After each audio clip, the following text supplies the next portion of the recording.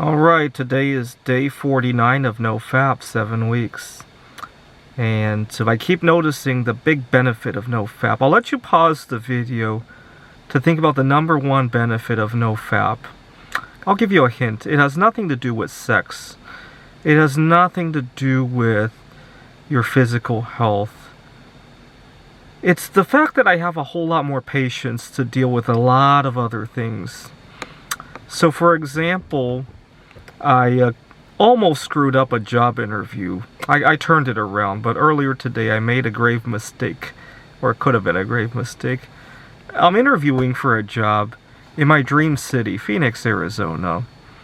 I'll get to why I like Phoenix in a moment, but I'm interviewing for a job there.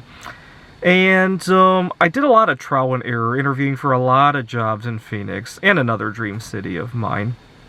One of the tricky things is to convince somebody that even though you're in Seattle, that you'll actually make the leap over to Phoenix, right? Let's face it, a lot of people are fleeing their jobs, whether for good or for bad reasons, and it's hard to convince somebody. So I tried a number of excuses. Oh, I love Phoenix. That didn't go too well. I have family in Phoenix. What else did I try? Just fell in love with the city. I dated somebody when I visited Phoenix last year, and now it seems a little bit more serious. The one thing that did work was I had some family emergency and am relocating to Phoenix, because that one people will think that you have ties there, and I really do have a family emergency. I love Phoenix, and I'm not getting accepted for who I am here in Seattle, so in my mind I didn't feel like I lied to the interviewer. Okay, now fast forward to earlier today, and the interviewer that I talked to had hoped that I would start on September 12th. Now I'm recording this on, what day is today? I've been kind of lost dealing with this. September 7th. And I quickly realized there's a lot more loose ends here in Seattle than I had expected. It doesn't help that I got into a car accident a couple weeks ago, and now car parts are backlogged. Fortunately, I called my insurance company, and they assured me that I could start the repairs once I get to Phoenix, so that's good. I'm waiting for a bunch of mail, and people I want to say goodbye to, stuff I need to wrap up here. I quickly noticed that I got buried underneath a ton of loose ends to tie up. And I spent the day today coming to terms with the idea that probably not all of those loose ends are going to be tied up, right? If I lose out on the car repair, if I miss a few packages and have to wait for them to be rerouted, so be it. I think moving to the Dream City will be a lot more important than some of that stuff. But earlier today, I was going to call my interviewer to kind of see if I could adjust when I moved there. And if not, I was totally okay with that too. That's the mindset I was working with. So I called the interviewer, totally expecting a human being to pick up, because it's 10 in the morning. Right now, Seattle and Phoenix have the same time. It's 10 in the morning, and I'm expecting somebody to pick up, and I get a voicemail instead. And I just quickly got lost, because it wasn't what I was expecting.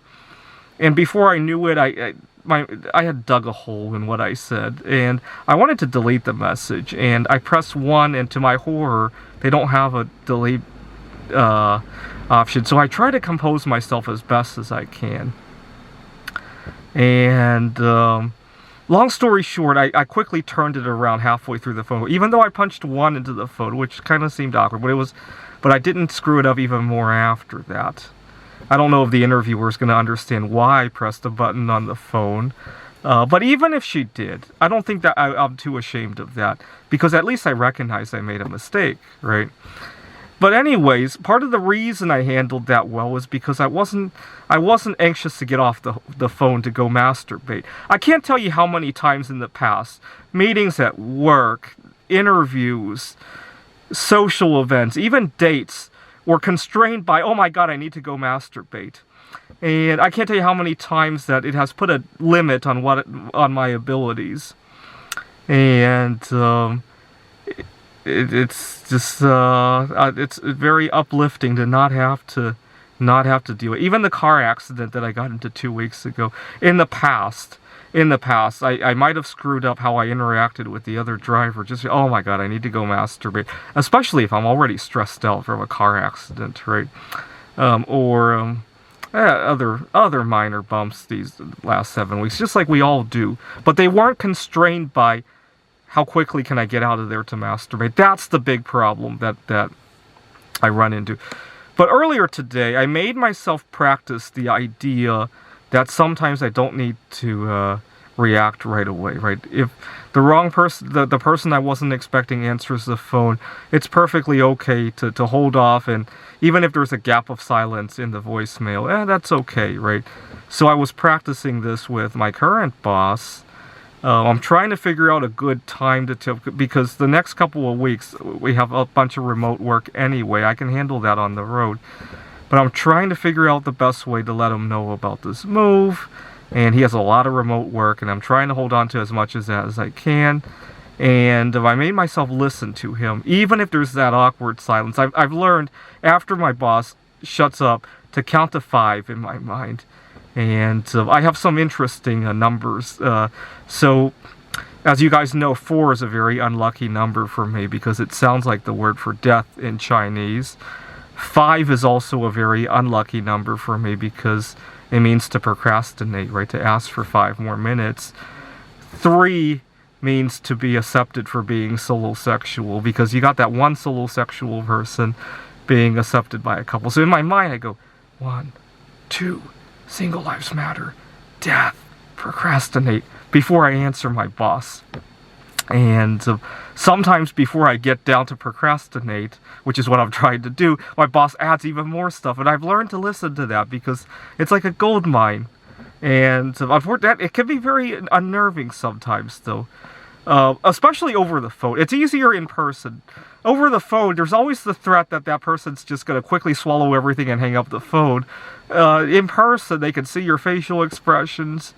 And that's a little bit easier for me to deal with. And one thing that really bothers me is that this past year was marked by the Great Resignation, obviously. I like that people are advocating for themselves, but I feel people are advocating for the wrong stuff. Here's why. People are resigning hoping to make more money, right? The problem is that it's creating a very short-term culture.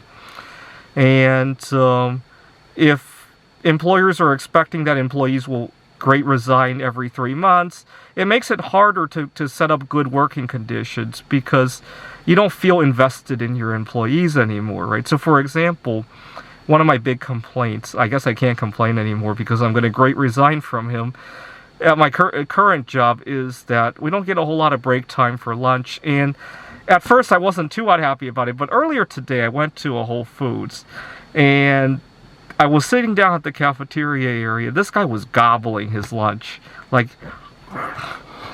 and I'm thinking to I look at his waistline, and I'm thinking to myself, that can't be healthy. That he doesn't have time to actually sit down and eat. I happen to be off work today, so I had the luxury of taking really tiny bites and stretching out my food.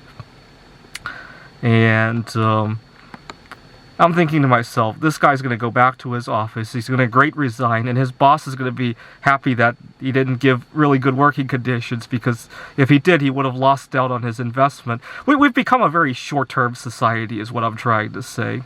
And I think the Great Resignation has kind of exacerbated that. I wish there could be a great workplace investment, right, where we motivate our employers to invest in our human capital. But good luck getting that to happen in the United States, right?